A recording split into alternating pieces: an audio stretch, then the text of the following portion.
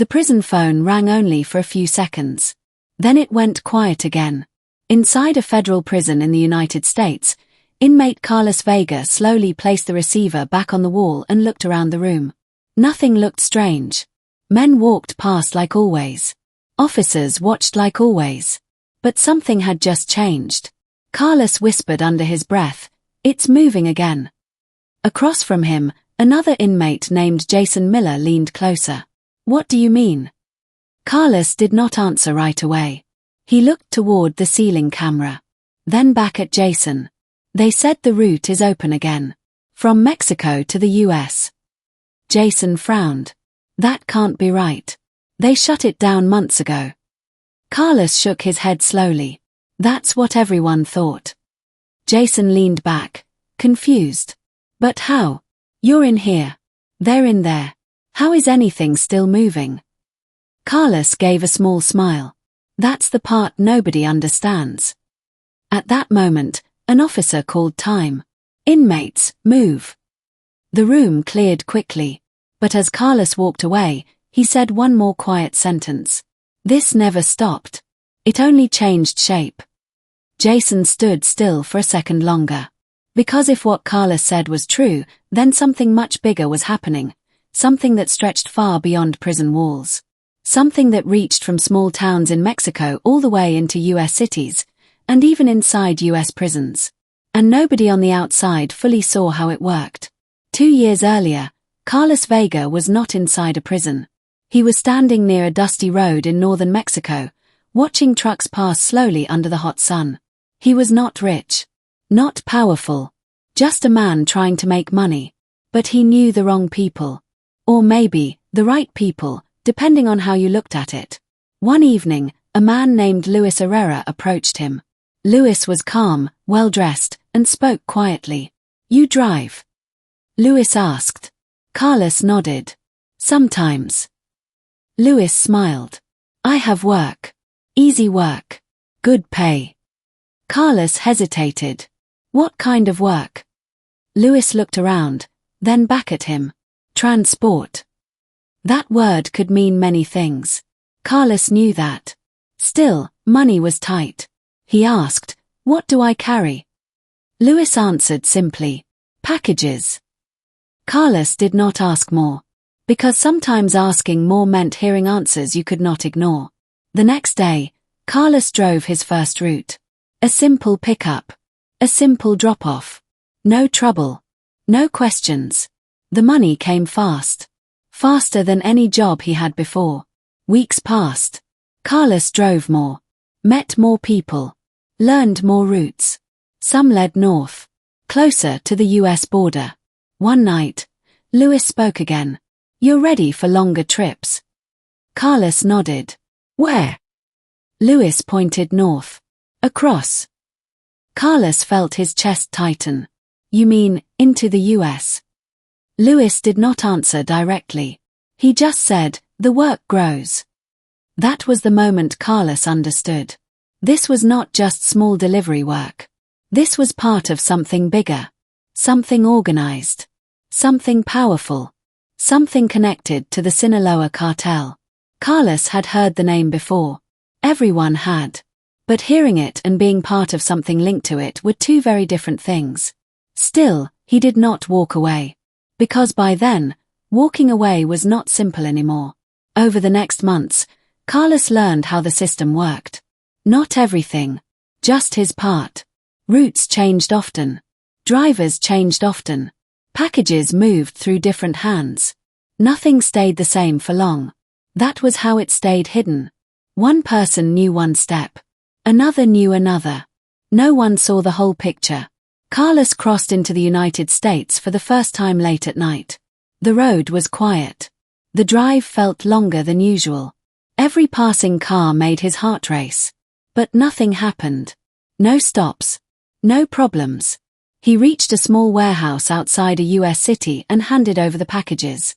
A man inside counted quickly, nodded, and paid him. Just like that. It felt too easy. And that was what made it dangerous. Because easy work often hid serious risk. Back in Mexico, Carlos told Luis, it worked. Louis smiled. Of course it did. Carlos asked, how many routes like this are there? Louis looked at him carefully. More than you think. Months passed. Carlos became trusted. He drove more. Longer distances. Sometimes different routes. Sometimes new faces. But one rule stayed the same. No questions. One evening, while waiting near a drop point, Carlos overheard two men talking. They moved through 3 states in one night, one said. Not bad, the other replied. Carlos realized then how big the network really was. This was not just one route. This was many routes. Many cities. Many people. All connected. And all moving at the same time. But things changed the day everything went wrong. Carlos was driving north again. Same kind of trip. Same kind of delivery. But this time, something felt off. A car followed him longer than usual. Lights stayed behind him on the road. Too steady. Too close. Carlos tried to stay calm. Maybe it was nothing. Maybe just another driver. But when he turned, the car turned too. His hands tightened on the wheel. He whispered, "Stay calm." Then flashing lights appeared. Law enforcement. His heart dropped. He pulled over slowly. An officer approached. "Step out of the vehicle." Carlos obeyed. No running. No arguing. Because he knew that would only make things worse. Minutes later, everything changed. The packages were found. The questions began. And Carlos Vega's role in the system ended right there on the side of the road. Or at least, that's what he thought. Months later, Carlos stood inside a U.S. federal prison. New rules. New life. New reality. He thought it was over. No more driving. No more routes. No more connections. But prison had its own world. And inside that world, information moved in ways people outside could not see. At first, Carlos stayed quiet. He kept to himself. Watched. Learned. He noticed who talked to who stayed silent, who seemed to know more than others.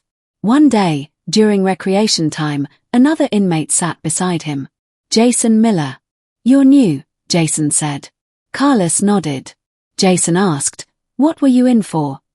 Carlos answered simply, "Transport." Jason gave a small laugh. "That means a lot of things in here." Carlos didn't respond. Jason leaned closer. "You worked with people from Mexico, didn't you?" Carlos looked at him carefully. "Why do you think that?" Jason shrugged. "I've seen this before." Carlos stayed quiet. Then Jason said something that made him pause. "They don't stop just because you're in here." Carlos looked at him. "What do you mean?" Jason smiled slightly. "You'll see." Days passed. Carlos began noticing patterns again. Just like before. Certain inmates received more phone calls. Certain names came up in quiet conversations. Certain movements inside the prison felt connected.